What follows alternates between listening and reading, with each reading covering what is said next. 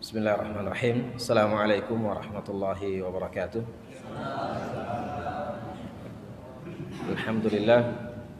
Alhamdulillahilladzi hadana lihadza ad-din wa ma kunna linahtadiya laula an hadanallah.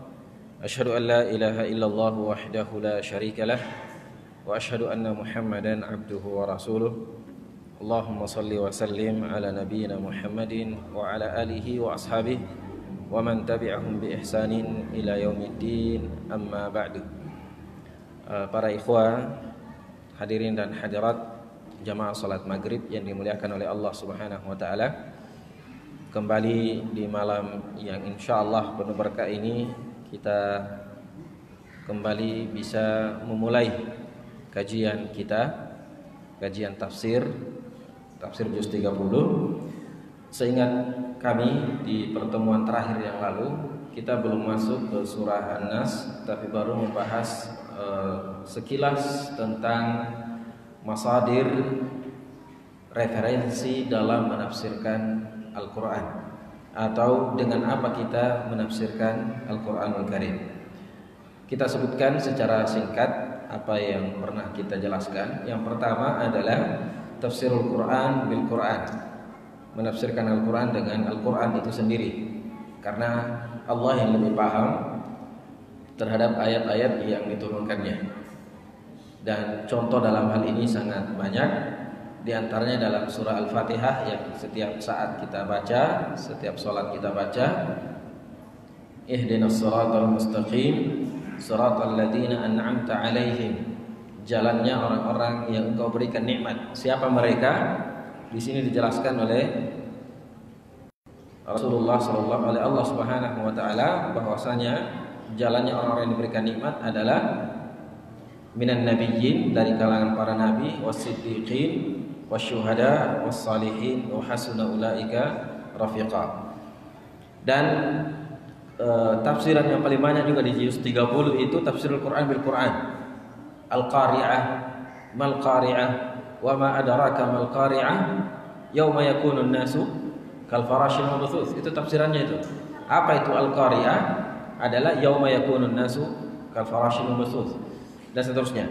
Kemudian yang kedua, tafsirul Quran bis sunnah, menafsirkan Al-Quran dengan hadis, karena yang paling paham maksud dari Al-Quran itu ba'dallah adalah Rasulullah.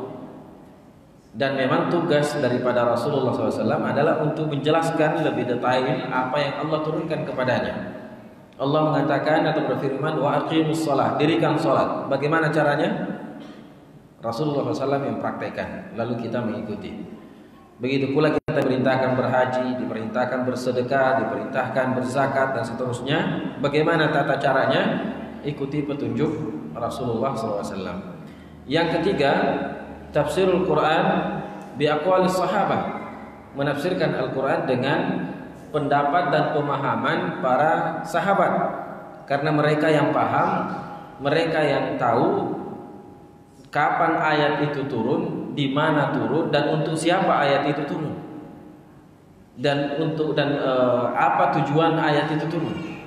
Maka yang paling paham tentang isi kandungan Al-Quran itu adalah para sahabat, ya, tentunya setelah mendapatkan informasi dari Rasulullah Shallallahu Alaihi Wasallam.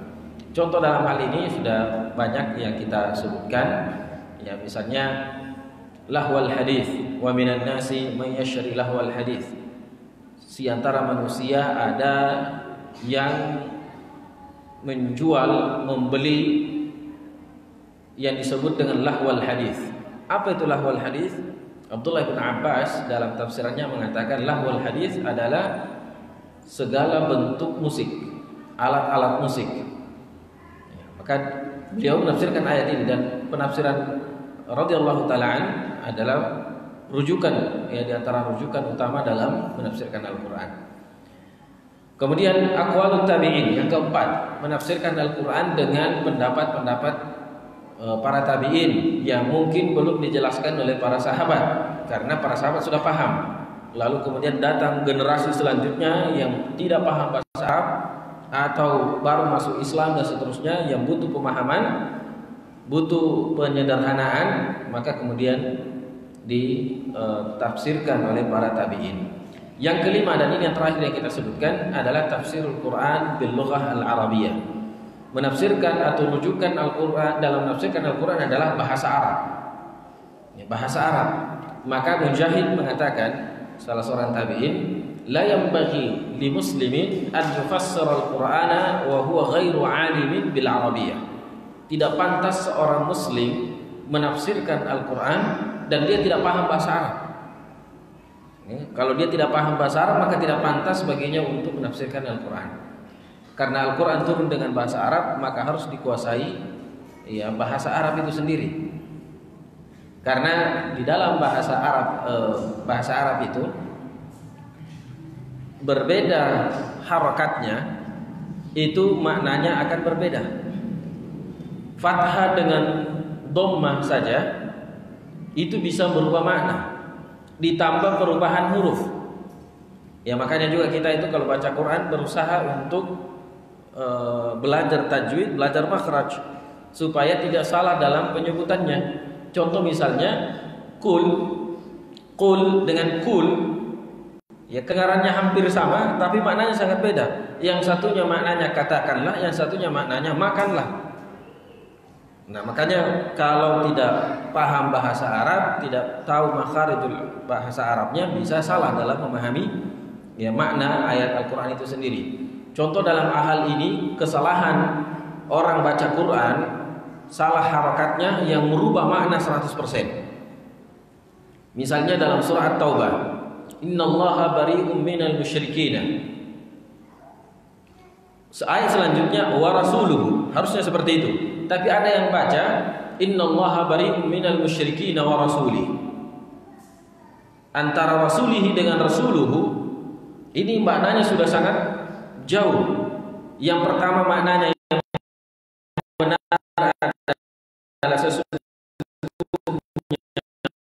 Allah berlepas diri dari orang-orang musyrik. Begitu pula Rasulullah berlepas diri dari orang syirik di Rasul. Ini jauh sekali dan ini pernah terjadi di masa Umar bin Khattab. Salah dalam membaca lalu segitu Rasulullah berkhabar yang itu bisa. Jadi sahabat juga paham bahasa. Kenapa? Ini saya angkat contoh beberapa contoh dalam hal ini termasuk dalam waqaf wal ibtida. Kapan berhenti dan kapan memulai ketika membaca Al-Quran, membaca potongan. Itu biasanya kita kalau orang baru pertama baca Quran mungkin ya kita maklumi. Tapi kalau sudah sering baca Quran harus diperhatikan itu. Nafas kita pendek ataupun panjang, perhatikan jangan sampai berhenti pada suatu kata yang merubah makna 100%. Ya, 180 derajat berubah. Contoh misalnya ya, di ayat-ayat yang sangat ekstrim misalnya. Zuyyina lil ladzina kafarul hayatud dunya wa yaskharuna minal ladzina amanu walladzina taqaw fawqahum yawmal qiyamah. Harusnya dibaca seperti itu. Zuyyina lil ladzina kafarul hayatud dunya wa yaskharuna minal ladzina amanu. Berhenti. Baru walladzina taqaw fawqahum yawmal qiyamah. Kalau dibaca bersambung, zuyyina lil ladzina kafarul hayatud dunya wa yaskharuna minal ladzina amanu walladzina taqaw fawqahum yawmal qiyamah. Apa beda artinya? Makna yang benar adalah Allah memberikan atau orang-orang kafir itu dihiasi dengan kehidupan dunia ini. Mereka berpoya-poya di dunia ini dan mereka menghina orang-orang beriman. Wa yaskharuna minal ladzina amanu. Berhenti di situ. Walladzina taqaw fawqahum yaumal qiyamah. Di hari kiamat nanti orang bertakwa lebih tinggi derajatnya daripada orang-orang musyrik tadi, orang-orang kafir. Ini makna yang benar kalau dibaca berhenti. Tapi kalau dibaca sambung, zuyyina lil ladzina kafarul hayatud dunya wa yaskharuna minal ladzina amanu wal ladzina taqaw fawqahum yaumal qiyamah. Maka maknanya adalah Allah memberikan perhiasan kepada orang-orang kafir dan mereka menghina orang-orang beriman dan orang-orang bertakwa. Dan di hari kiamat posisi orang kafir ini jauh lebih tinggi daripada orang mukmin dan orang bertakwa. Perbedaan berhenti, merubah makna. Contoh yang lain. Misalnya laqad kafara alladziina qalu innallaha tsalitsu tsalatsa. Harusnya dibaca seperti itu. Laqad kafara alladziina qalu innallaha tsalitsu tsalatsa. Sungguh kafir orang yang mengatakan Allah salah satu dari 3 Tuhan yang ada, Trinitas. Tetapi kalau dibacanya begini, laqad kafara alladziina qalu, kemudian innallaha tsalitsu tsalatsa. Sungguh kafir orang yang mengatakan. Berhenti di situ. Lalu kemudian ada penekanan, sesungguhnya Allah adalah salah satu dari 3 Tuhan yang ada. Maka dalam membaca Quran kita itu harus hati-hati. Dan ini sangat banyak dalam Al-Quran, ya, kapan salah berhenti, salah maknanya. Contoh mungkin yang paling sederhana yang kita hafal, ya, surah Al-Ma'un, fawailul lil musallin. Ya, ini kalau berhenti saja di sini, lalu kemudian ruku, ya, ini bahaya. Celaka orang yang sholat. Lalu ngapain kita sholat kalau celaka juga? Maka harusnya disambung, fawailul lil musallin alladzina hum an salatihim sahun alladzina hum yura'un wa yamna'unal ma'un. Baik, ini kenapa orang menafsirkan Al-Qur'an dan juga membaca Quran harus paham bahasa Arab. Karena cara beda ya antara membaca Quran dengan membaca buku-buku biasa, bahkan termasuk buku-buku Arab sendiri. Karena bahasa Arab, bahasa Al-Qur'an memiliki sastra Arab yang sangat tinggi, yang sampai orang fasihnya orang Arab sendiri tidak bisa mendatangkan satu ayat yang sama tingkatannya dengan Al-Quran itu sendiri. Baik, ini yang kelima. Kemudian yang terakhir yang belum sempat kita sebutkan, yaitu tafsirul Quran bil ijtihad. Menafsirkan Al-Quran dengan ijtihad, dengan pendapat-pendapat tersendiri, bukan dari Al-Quran, bukan dari sunnah, bukan dari pernyataan sahabat, bukan juga dari pernyataan tabi'in, ya, juga tidak dari karena bahasa, tetapi dengan ijtihad. Ya, maksudnya di sini adalah menafsirkan sesuatu memang tidak ada dalam Al-Quran, tidak ada penjelasannya secara detail dalam Al-Quran. Rasulullah SAW juga tidak menyebutnya. Ya, sahabat juga tidak menyebutkan, karena mereka sudah paham, makanya mereka tidak sampaikan. Ya, artinya mereka sudah paham itu. Tabi'in juga dari segi bahasa jelas. Kemudian datang seorang ulama menafsirkan yang mana tafsiran itu tidak menyelisihi 5 tadi, tidak menyelisihi Al-Quran. Ya, kalau menyelisihi Al-Quran berarti sudah otomatis ditolak. Contoh misalnya ketika ada dosen salah satu perguruan tinggi di Makassar, ketika mengospek mahasiswa baru, saya tidak tahu apakah dosen atau kakak kelasnya, saat tiba waktu sholat, ya, salah satu di antara mahasiswa yang di ospek namanya kalau orang baru masuk, itu mengingatkan ya ketua atau panitia. Dia mengatakan, "Pak, Kak, sudah masuk waktu sholat, kita berhenti dulu, kita sholat." Ya, kebetulan memang ini dari pesantren, sudah terbiasa kalau sudah waktu sholat kita siap-siap sholat. Maka sang panitia mengatakan, "Oke, 1, 2, 3, berhenti sejenak." Dia berzikir. Setelah itu dia mengatakan, "Sudah selesai, kita lanjut lagi kegiatan." Otomatis orang bertanya-tanya, "Kita belum sholat. Kita belum sholat, kenapa dikatakan sudah?" Lalu orang itu mengatakan, "Coba baca ayat dalam surah Thaha. Apa tujuan dari sholat itu? Wa aqimis sholata li dzikri." Tujuan dari sholat adalah mengingat Allah. Jadi kalau sudah ingat Allah tidak usah sholat. Orang kalau sudah sampai pada sebuah tujuan, maka sarana tidak perlu. Tujuannya sholat apa? Mengingat Allah. Kita sudah ingat Allah, apa masih perlu sholat? Sudah tidak perlu sholat. Ini tafsiran kurang ajar. Ya, ini tafsiran tidak benar. Tidak ada ulama yang menafsirkan seperti itu. Sama misalnya menafsirkan sesuatu yang jelas beda maknanya, atau hanya melihat dari segi bahasa yang mirip. Misalnya ayat 99 dalam surah Al-Hijr atau ayat terakhir, wa'bud rabbaka hatta ya'tiyakal yaqin. Sembahlah Rabbmu, sembahlah Tuhanmu sampai datang kepadamu sebuah keyakinan. Kemudian akhirnya ada sebagian kelompok mengatakan kita sudah yakin, kita sudah tingkatan, kita sudah level tinggi, kita sudah lewati ma'rifah, sudah lewati ini, sudah lewati sampai pada tingkat yang paling tinggi adalah al-yaqin. Apa keyakinannya? Yakin bahwasanya memang Allah itu ada. Bahkan sampai beberapa kalangan mengatakan Allah sudah bersatu dengan jiwa saya. Jadi untuk siapa saya beribadah? Saya adalah Tuhan dan Tuhan adalah saya. Maka untuk apa saya beribadah? Wa'bud rabbaka hatta ya'tiyakal yaqin. Dia pahami ayat itu. Sembahlah Tuhanmu sampai datang kepadamu yang namanya keyakinan.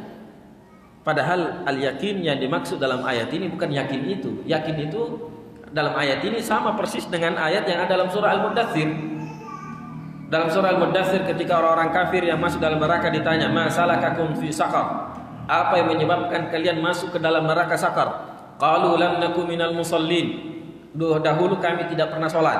Wa lam naku nut'imul miskin. Kami tidak pernah memberi makan orang-orang miskin. Wa kunna nukadzibu biyaumiddin. Dan dahulu kami tidak percaya tentang hari kiamat. Wa kunna nakhudu ma'al khairin. Dan kami cuma main-main saja bersama dengan orang-orang yang menghabiskan waktunya dengan permainan. Sampai hatta atanal yaqin. Sampai datang kepada kami al-yakin. Al-yakin yang dimaksud di situ adalah al-maut, kematian. Maka ayat 99 surah Al-Hijr maknanya adalah wa'bud rabbaka hatta ya'tiyakal yakin, maksudnya adalah sembahlah Rabbmu sampai datang kematian kepadamu.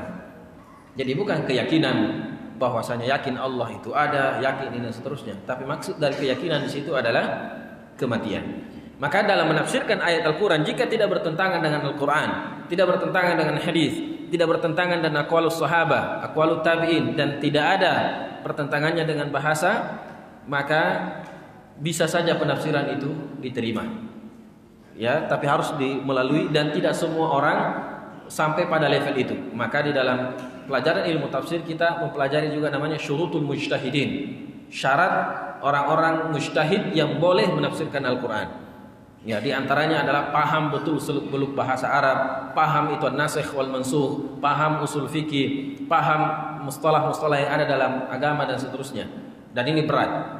Maka untuk sampai kepada level mufassirin ini ya harus memiliki beberapa tahap, harus melewati beberapa tahap dalam belajar, barulah sampai pada level bisa menafsirkan Al-Quran.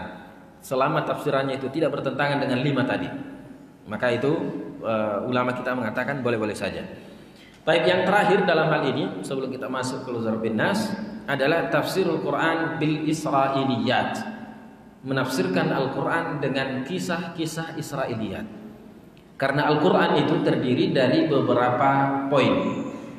Intinya ada 3. Yang pertama berkaitan tentang al-amru wan nahyu atau al-halal wal haram, atau tentang masalah ibadah dan muamalah.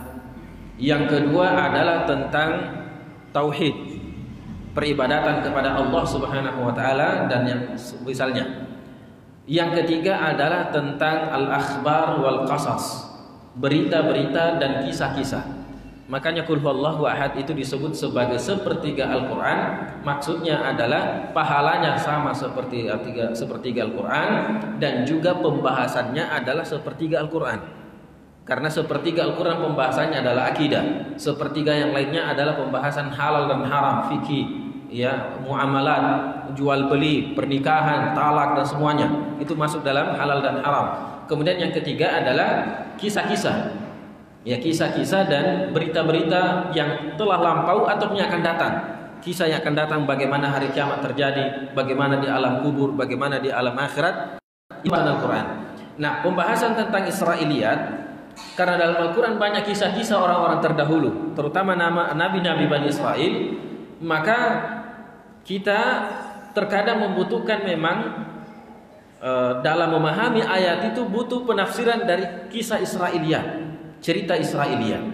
Contoh misalnya Nabi Isa alaihissalam, berapa tingginya? Yang tidak disebutkan dalam Al-Quran.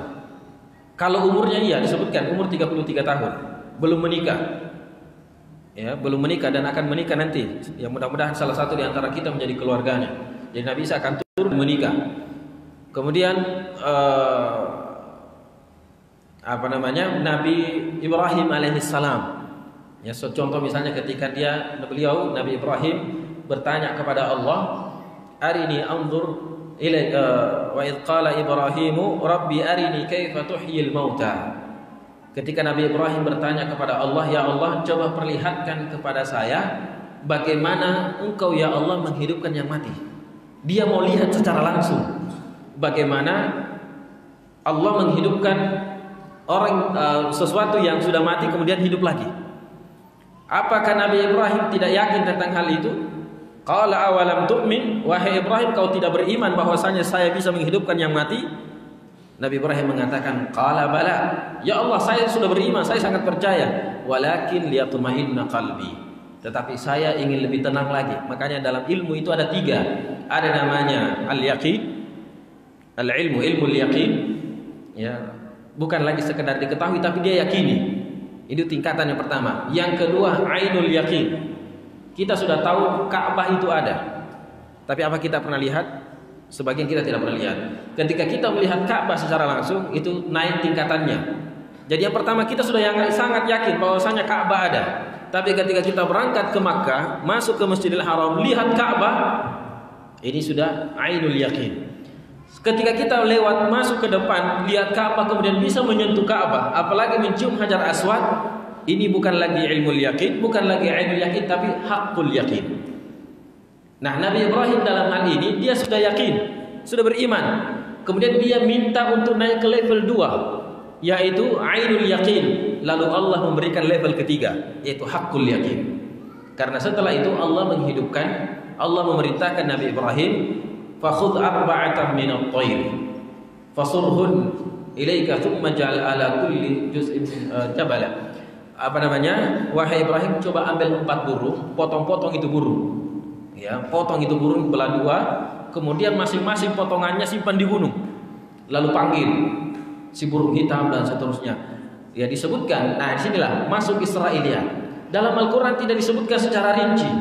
Hanya disebutkan fakhudh arba'an min at-tayr fasurhunna ilaika thumma du'hunna yatinaka sa'ya. Kemudian panggil burung itu, kemudian dia akan datang kemudian bersatu dengan kepalanya dan hidup kembali. Jadi Nabi Ibrahim lihat betul itu bagaimana itu ayam atau burung yang datang tanpa kepala. Ya, datang kepalanya berjalan, badannya juga berjalan, kemudian bersatu dan hidup lagi. Nabi Ibrahim lihat, karena dia minta. Ainul yakin dia lihat dan dia juga bisa meraba, maka bertambah sampai hakul yakin. Dalam Al-Quran hanya seperti itu dijelaskan. Di mana tempatnya, kapan kejadiannya, ini tidak dijelaskan dalam Al-Quran.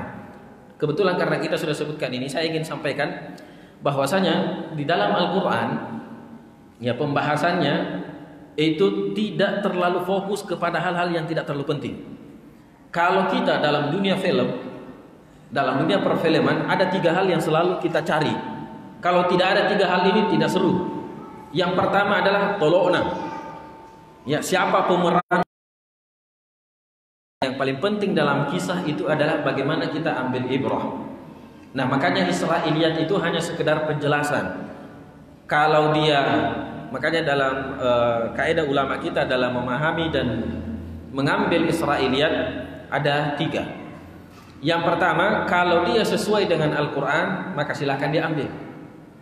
Ya, kalau dia sesuai dengan Al-Quran, misalnya banyak dalam ayat Al-Quran kemudian didapati dalam Israiliyat atau dalam Taurat dan Injil sama. Ya, ketika misalnya seorang Yahudi mengatakan bahwasanya Allah, dalam Taurat kami mendapati bahwasanya langit itu ada di salah satu jemari Allah, bumi salah satu di jemari Allah, bulan dicari Allah, bintang dicari Allah, dan seterusnya. Kemudian Rasulullah SAW ketika mendengarkan orang Yahudi menceritakan itu, Rasulullah SAW tertawa dan mengatakan memang seperti itu. Lalu beliau, Rasulullah SAW, membacakan ayat dalam surah Az-Zumar, ya, tentang wa ma qadarullaha haqqa qadrihi wal ardu jami'an qabadatuhu yaumal qiyamah was samawati matwiyatun biyamini. Ayat ini Rasulullah SAW baca dan ditafsirkan oleh orang Yahudi bahwasanya matahari ada di salah satu jemari Allah, bulan ada di jemari Allah, langit ada di jemari Allah, dan seterusnya. Bahkan disebutkan langit itu digulung oleh Allah sebagaimana kalau kita menggulung tikar. Lalu kemudian Allah membacakan surat ini atau ayat ini dalam surah Az-Zumar. Nah, Israiliyat ini kalau dia sesuai dengan syariat kita, dia menceritakan kebaikan para nabi-nabi, kita terima. Tapi kalau ada tafsiran kisah dari Israiliyat yang menyelisihi keyakinan kita, maka kita tidak terima. Ya, contoh misalnya tadi tidak pantas banyak disebutkan, tapi sebagai contoh saja. Di dalam kitab mereka menyebutkan bahwasanya Nabi Sulaiman itu kan memiliki 99 istri, ya. Nabi Sulaiman atau Nabi Daud? Nabi Daud, ya, Nabi Daud. Bukan Nabi Sulaiman, bapaknya Nabi Sulaiman memiliki 99 istri.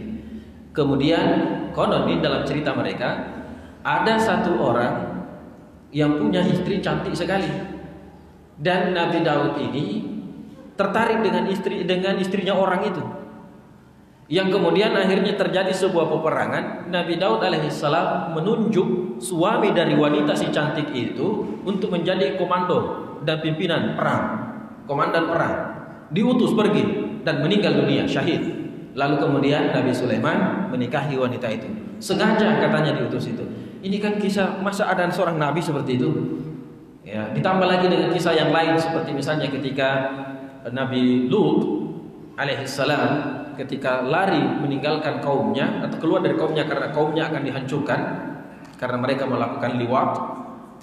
Istrinya juga ikut di situ, dihancurkan oleh Allah Subhanahu wa taala karena ikut mendukung perbuatan itu. Yang ikut bersamanya adalah dua anak perempuannya yang kemudian hidup sendiri ya, di sebuah goa dan seterusnya. Kemudian disebutkan anak-anak perempuannya ini mengatakan, kasihan bapak kita ini sudah tidak punya istri dan tidak akan punya keturunan lagi. Bagaimana kalau kita saja menjadi istrinya? Masa ada seorang Nabi sampai berperilaku seperti itu? Ini kisah-kisah yang tidak benar. Ini kisah Israiliyat. Ini yang kedua. Jika bertentangan dengan agama kita, bertentangan dengan kaidah-kaidah dasar dalam agama kita, kita tolak. Dan yang ketiga, tidak ada yang mengatakan, tidak ada dalam Al-Quran ataupun Sunnah mengatakan dia benar, tidak ada juga yang mengatakan dia salah. Maka disinilah berlaku kaidah yang disebutkan oleh Rasulullah SAW. Hadithu an Bani Israel wala haraj. Silahkan ceritakan tentang Bani Israel dan itu tidak masalah. Dan kaidah dalam memahami hal ini, la nusaddiquhu wa la nukadzibuh. Maka kita tidak mempercayainya sebagaimana kita juga tidak mendustakannya. Ini kalau Israiliyat. Makanya para ulama kita dalam masalah menafsirkan Al-Quran dengan Israiliyat itu dianggap jalan terakhir jika memang sudah tidak dapatkan, dan pada akhirnya hanya pada sampai la nukadzibuhu wa la nusaddiquh. Bahkan sebagian mengatakan ya tidak terlalu menambah ya keimanan dalam memahaminya. Baik, jamaah sekalian yang dimuliakan oleh Allah Subhanahu wa taala, kita masuk sedikit. Tolong dikasih kode nanti kalau waktu Isya sudah masuk. Kita masuk pada surah yang ke-114. Urutannya dalam mushaf, tapi bukan dia surah yang terakhir. Karena surah yang terakhir atau ayat yang terakhir turun dalam Al-Quran bukan surah An-Nas, bukan juga surah Idza Jaa Nasrullah, dan bukan juga Al-Yauma Akmaltu Lakum Dinakum, surah ketiga dari surah Al-Maidah. Yang paling terakhir, wallahu ta'ala alam, secara singkat, kita tidak usah sebutkan perbedaan ulama, namun yang paling kuat warrajih wallahu ta'ala alam, ayat yang paling terakhir, ayat ya, bukan surah. Kalau surah yang paling terakhir mungkin Idza Jaa Nasrullah, tapi ayat yang paling terakhir turun dan tidak ada lagi ayat setelahnya dan Rasulullah SAW meninggal setelah itu adalah surah Al-Baqarah ayat 181. Ayat 281. Wattaqu yawman turja'una fihi ila Allah, thumma tuwaffa kullu nafsin ma kasabat wa hum la yuzlamun. Kemudian masuk pada ayat yang paling panjang 282, ya ayyuhallazina amanu idza tadayantum. Ayat yang paling panjang ini bukan yang terakhir. Yang paling terakhir itu satu ayat saja. Ayat 281 dari surah Al-Baqarah. Kemudian Qul a'udzu birabbin nas, walaupun urutannya paling terakhir, tetapi dia tidak menjadi surah yang paling terakhir.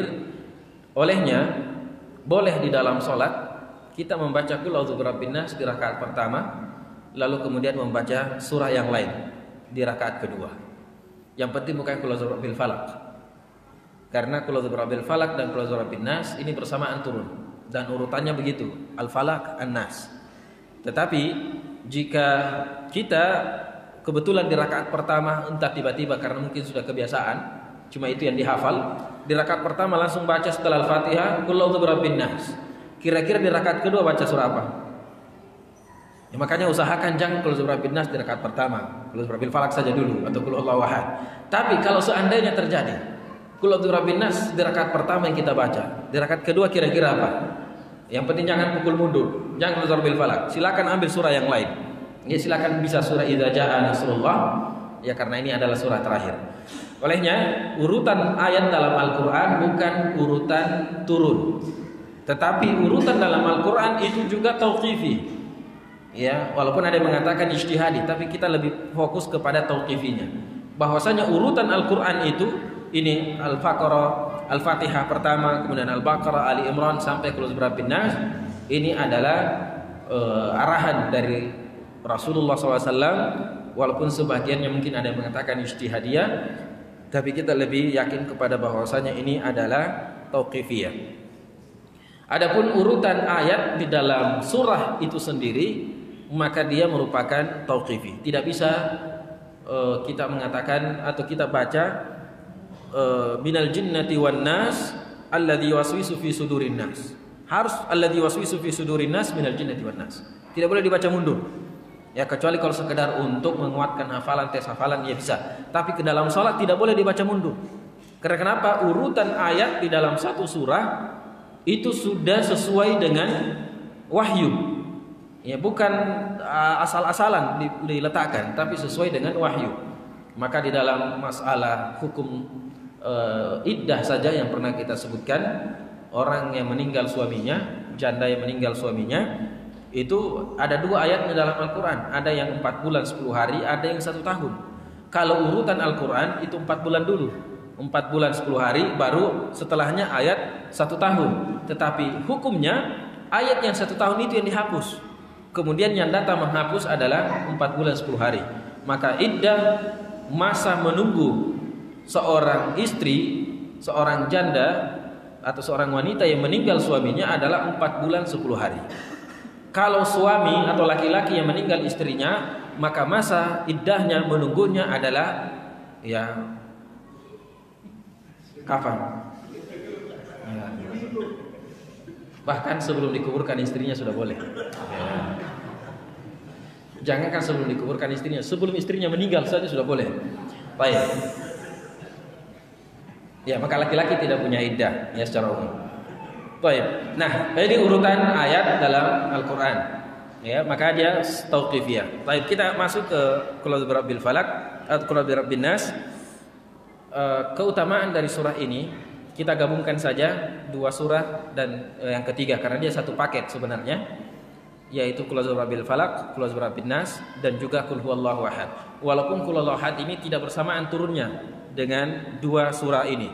Jadi Qul birabbil falaq, Qul birabbin nas ini bersamaan. Qul huwallahu ahad itu berpisah. Sudah masuk waktu? Baik. Saya tutup dengan penyampaian terakhir dalam hal ini, bahwasanya hadis Rasulullah SAW tentang keutamaan Qul birabbil falaq perlu untuk kita, Qul birabbil falaq, Qul birabbin nas dan Qul huwallahu ahad atau 3 qul ini perlu untuk kita biasakan. Rasulullah SAW sering membaca 3 surah ini setelah sholat, di pagi hari, di sore hari, dan juga sebelum tidur. Dan bahkan beliau membaca surah ini kemudian ditiupkan di tangannya, lalu kemudian mengusap seluruh anggota tubuhnya yang dia sampai, yang dia bisa sentuh dari tangannya. Dan ini adalah perlindungan. Dan insya Allah di pertemuan yang akan datang kita akan bahas a'udzu birabbil falaq, a'udzu birabbin nas, dalam keadaan apa saja kita berlindung diri dan dari apa saja kita berlindung diri. Tapi sebagai bocoran saja supaya lebih semangat nanti datang, di antara keadaan di mana kita harus berlindung diri adalah saat bercinta dengan istri. Yang masih bujangan mohon maaf tidak bisa membaca itu. Ya. Dan ini menjadi pelajaran dan menjadi renungan bagi kita. Rasulullah SAW mengatakan, jika seseorang mengucapkan doa ini, dan situ adalah doa perlindungan diri, ketika berhubungan suami istri, lalu Allah takdirkan anak lahir, maka insya Allah tidak akan pernah disentuh oleh syaitan. Maka sekarang coba kita lihat anak-anak kita yang nakal, yang tidak bisa diatur, yang tidak bisa di ini. Kira-kira kita waktu bapak dan ibu itu, dia bikin itu, dia baca doa atau tidak itu? Ya, jangan sampai tidak, akhirnya ikut setan, ikut juga di situ nimbrung. Akhirnya ya anak yang lahir susah diatur. Walaupun tidak semuanya juga seperti itu, tapi Rasulullah SAW telah mengajarkan kita hal-hal yang dimana kita harus berlindung diri kepadanya dari hal-hal yang buruk. Insya Allah di pertemuan yang akan datang kita akan jelaskan. Saya kira cukup sampai di sini. Saya kembalikan ke mana Ustaz? Masuk? Oh, langsung. Baik, saya tutup. Subhanakallahumma bihamdik, asyhadu an la ilaha illa anta, astaghfiruka wa atubu ilaik. Wa akhiru da'wana alhamdulillahirabbil alamin. Wassalamualaikum warahmatullahi wabarakatuh.